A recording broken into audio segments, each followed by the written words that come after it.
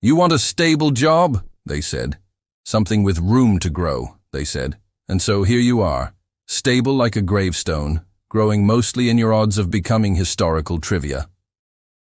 Congratulations, you are the royal food taster, a profession that combines the glamour of fine dining with the spiritual clarity of Russian roulette. Your job description is delightfully concise. Eat before the monarch does. Your key performance indicator is even clearer. If you die, the system works. If you live, congratulations. You just qualified to risk it again in about 6 hours. The palace welcomes you with polished floors, whispering corridors, and the cold-blooded courtesy of people who have learned to smile while calculating your half-life. Servants glide like well-aimed rumors. Courtiers drift past in fabrics that cost more than villages. The kitchen hums with a murderous cheerfulness. Knives sing, pots hiss. Somebody is tenderizing a roast like it owes them money. The head cook presents the banquet as if unveiling a small moon.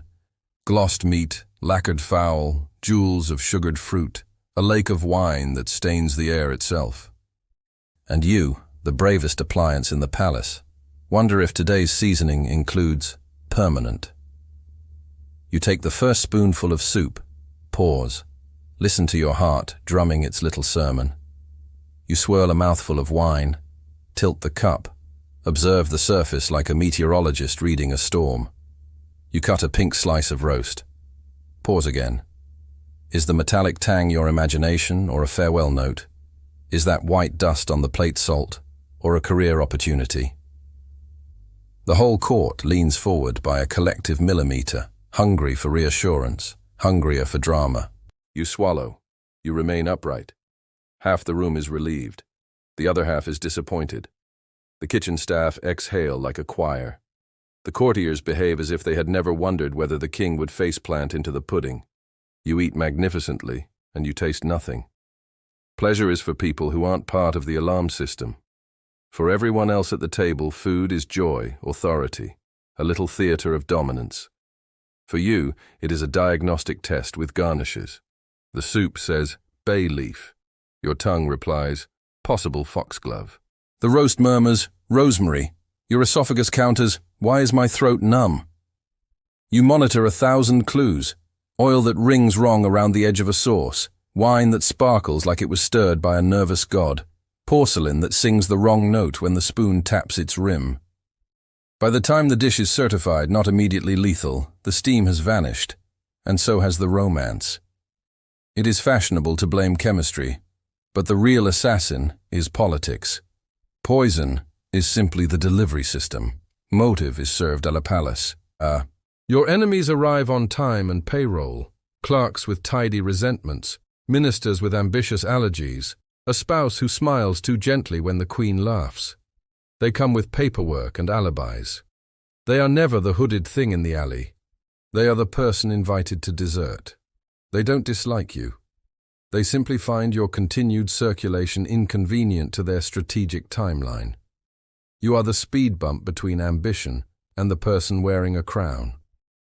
Compensation, of course, is excellent on parchment. Land, titles, a pension so generous it glows in the dark. There are seals and signatures and words like henceforth and thereunto. The palace payroll department is a museum where promises go to metastasize into myths. Your stipend is in processing, your title in review, your acreage pending a signature from a man who would love to sign if only he weren't allergic to the concept of signing. You are awash in delayed prosperity, which turns out to be less nutritious than food. But do not despair. The king may smile at you once per quarter, and grins from monarchs can be traded on the black market for extra courage at bedtime. You adapt. You have to. Evolution trims its nails with people like you. You cultivate practical friendships with the invisible kingdom behind the throne. The scullions who see everything before it's arranged. The dishwasher who notices when a plate goes out cleaner than it should. The coal boy who overhears conspiracies because conspirators assume he can't spell conspiracy. You don't network. You weave a survival net. You begin to pick up the language of danger, a perfume out of season, a spice imported only by people who own maps of their own hearts. a sudden passion for charity among the notably stingy. You develop the hunter's ear for footsteps that approach and then apologize. One evening, the dining hall opens like a theater. Rain needles the courtyard. The torches hiss and gossip. The wine steward glides forward with an unusual sparkle in his eye and a carafe that winks under the candles. Mulberry wine tonight.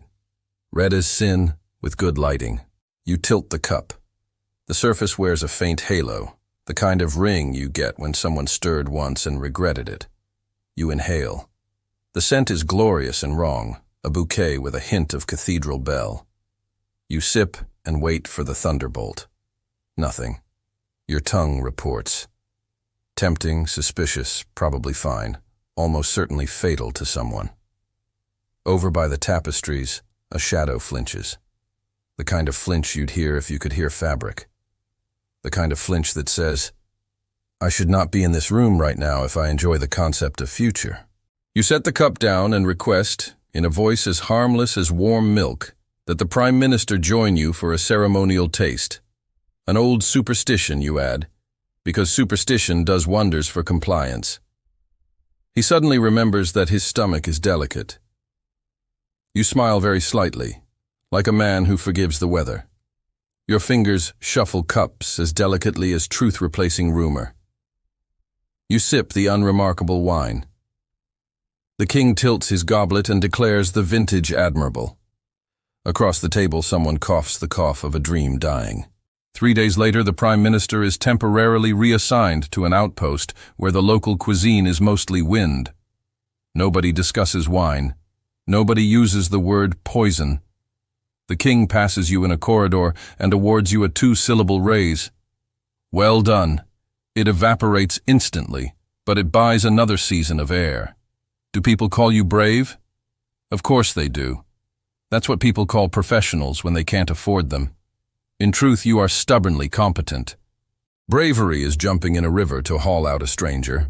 Professionalism is jumping into your own stomach daily so that an entire government can pretend that governance is not a set of knives hidden in canapes. Your heroism is unphotogenic. An ear angled toward a sauce, an eyebrow raised at the shine on a glaze. No ballads for that. No trumpets. Just the quiet tick of a life being extended in increments of dessert. Morality? It's present, but in a minor key. You are not the judge of who deserves to eat. You are the fire alarm that keeps the building legal. When people speak of the continuity of the state, they mean you. When historians praise stability, they write long paragraphs about treaties and trade, but rarely about the fact that half the kingdom survived because you detected that time shouldn't sparkle.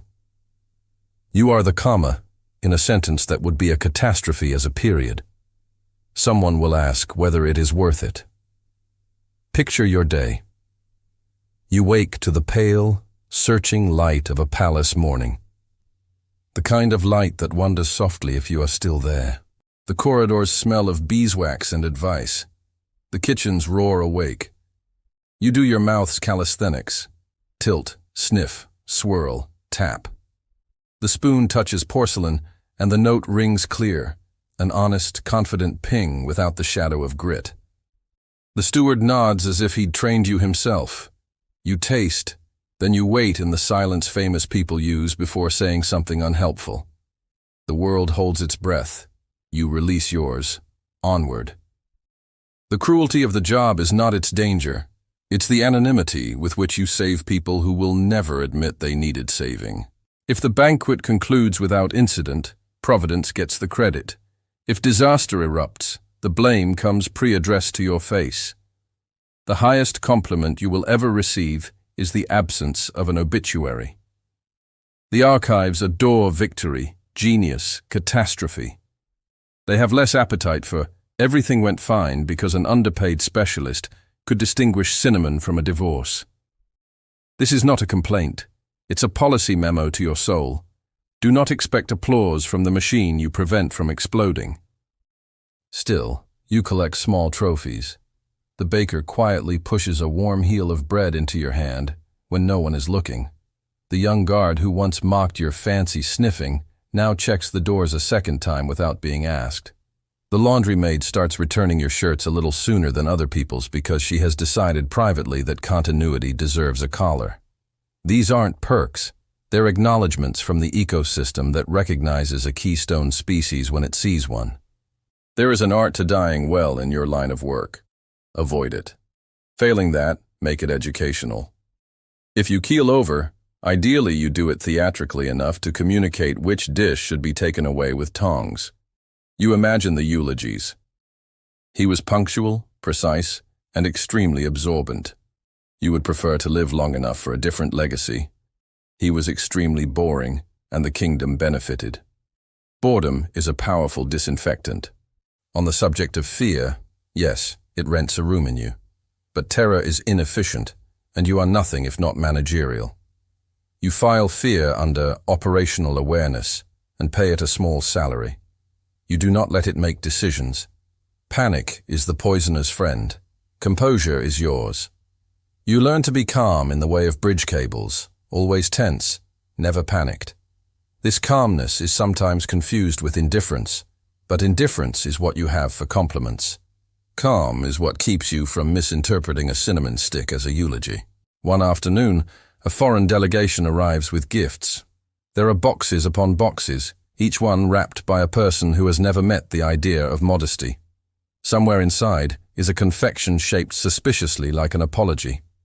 Your mouth is a committee meeting as you evaluate it. Rich, nutty, the faintest whisper of the wrong century. You pause long enough for the chief diplomat to bead with an honest sweat. You pronounce it safe in a tone that recommends caution anyway. The gift is accepted. The friendship proceeds.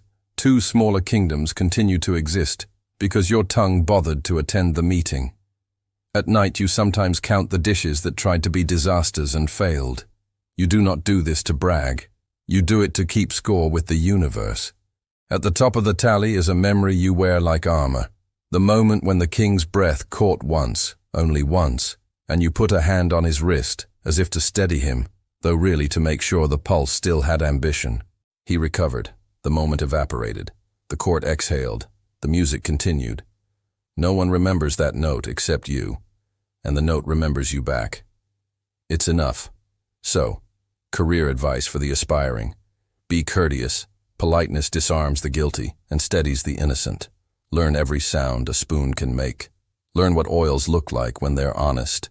Know the difference between a cook's pride and a plotter's neatness. The first will overlook a blemish.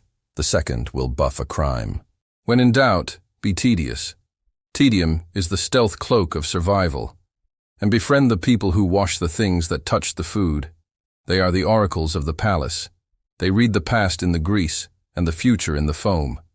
You are not here to be famous. You are here so that other people may continue the expensive hobby of pretending the world is predictable. Perhaps that sounds bleak. It isn't. It is a kind of service that doesn't fit into song because song prefers heroes with capes, and your cape is a napkin you carefully set aside so you can listen harder. Every day you step between appetite and consequence, and persuade consequence to attend a later appointment. Every day you write the shortest poem, not today.